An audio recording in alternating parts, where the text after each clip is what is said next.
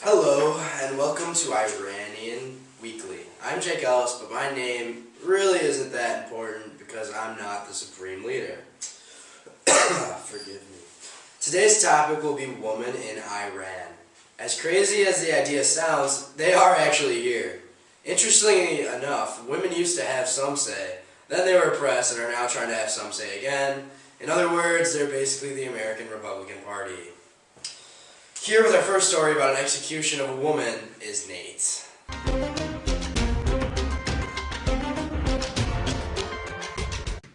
Yeah, it does. Alright. Is it recording? Okay. Just start over from there. Okay. Thank you, Jake. Yes, for some strange reason, people are very upset. And not that a member of the glorious Islamic Republic has been brutally murdered. No, actually it seems that reaction in Western Europe and other advanced democracies has been negative toward our amazing government's handling of the situation. Using the clever cover of so-called women's rights and radical notions of equality, these countries have condemned the execution of Rahana Jabari. This in spite of sizable evidence that she killed a government worker. As of April 14th, Tehran has halted her execution in response to this international outcry. Alleged evidence that would suggest Jabari may have been in a conflict with the victim, Moretta Abdali Sarbandi, a former employee of the Iranian intelligence ministry. Some groups have suggested that Mr. Sarbandi was not completely innocent in the altercation. I have a member of one of those groups with me today. I don't even know why I made that up completely. You do it. Come on. Some groups have suggested that Mr. Sarbandi was not completely innocent in the altercation. With me is a member of one of these groups, eliciting a worldwide outcry for Rahana Jabari. Some groups have suggested that Mr. Sarbandi was not completely innocent in the altercation. With me is a member of one of these groups, eliciting a worldwide outcry for Rahana Jabari. Let me ask you, how can you defend a woman who was so viciously murdered? Actually, the reason there has been so much international attention is the fact that Mrs. Jabari was acting in self-defense. Now that is a rather outlandish claim. Do you have any evidence to support this?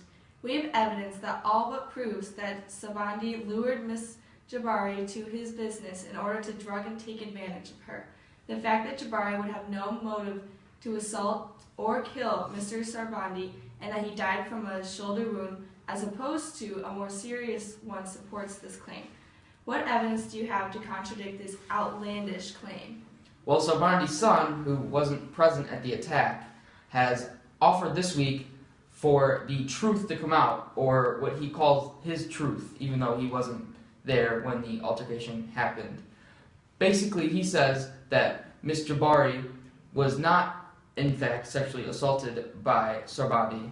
Rather, there was a third person who has not been mentioned and seems to have been made up by Mr. Sarbandi's son, and we should blame everything on that man, and Jabari should come forward and admit to killing and not being raped by Sarbandi.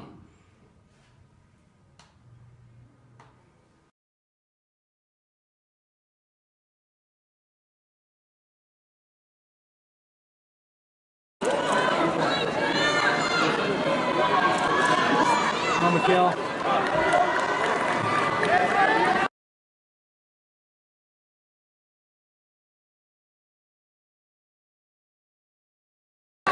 Slow, there you go. Go, keep your head down. Yes.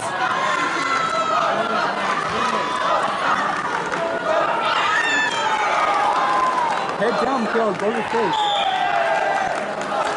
Another story coming out of Iran, there's a bunch of women doing parkour in like the big park public area or something or another.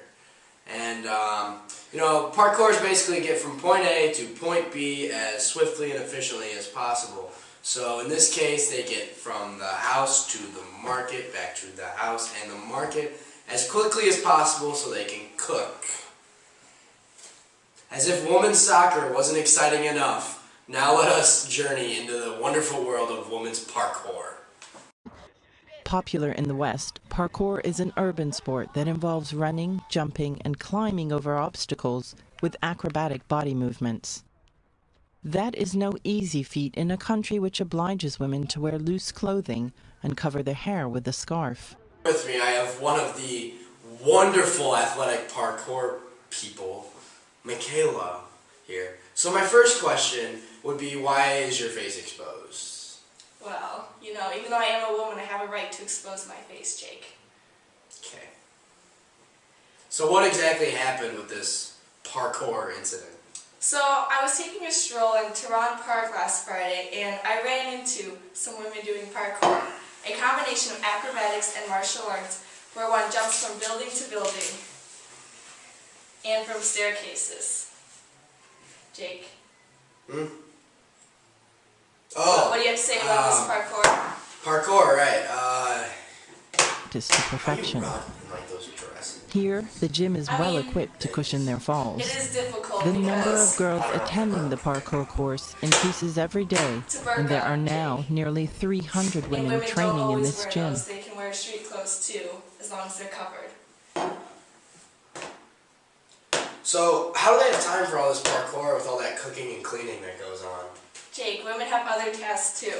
These women have been denied the ability to enter public workout facilities, unlike men who can enter them whenever they want. Doing parkour has been not only a physical outlet for these women of Iran, but also a political stand. Parkour is actually very symbolic. These women are jumping over boundaries and fearlessly conquering their cities, and it's even great exercise. So they're jumping around and running. How does that change anything? You ever seen the Swiffer? I mean, you gotta get to that high ledge. You can jump around. That is great exercise in the home. But they're making a public statement and a stand. As the number was They're saying limited, that they but are little by little it grew. capable and powerful too, During just like summer, men. or the days when there So are how more exactly are students, they making a this statement when they still need male escorts to go jump around ledges? Well, these women are independent, but they still need protection because you men like to oppress them. So, if I was the husband of one of these women, I'm just going to go on the record and say I would be incredibly upset about my wife running around, jumping over ledges, exposing her ankles. It's just extremely disrespectful. Just because you are somebody's husband doesn't mean that you own them. Although in this country men typically For these girls, their dream would be to practice their sport competitively on a national level. That's why parkour is such a great outlet for these women. I bet if you guys tried parkour, you couldn't even do half the things that these women do. Well, I would parkour, but I have important things to do with my day, like making money, giving the news, not cooking, not cleaning. Yeah. Not raising children. Not raising children. What other meaningless things do women do? Gosh, complain. Oh, don't get me started. Basically, men are good at everything else. No. You men are never going to change. Get out. Another story coming out of Iran. There's a bunch of women doing parkour in like the big park public area or something or another. And you know, parkour is basically get from point A to point B as swiftly and efficiently as possible. So in this case, they get from the house to the market, back to the house and the market as quickly as possible so they can cook.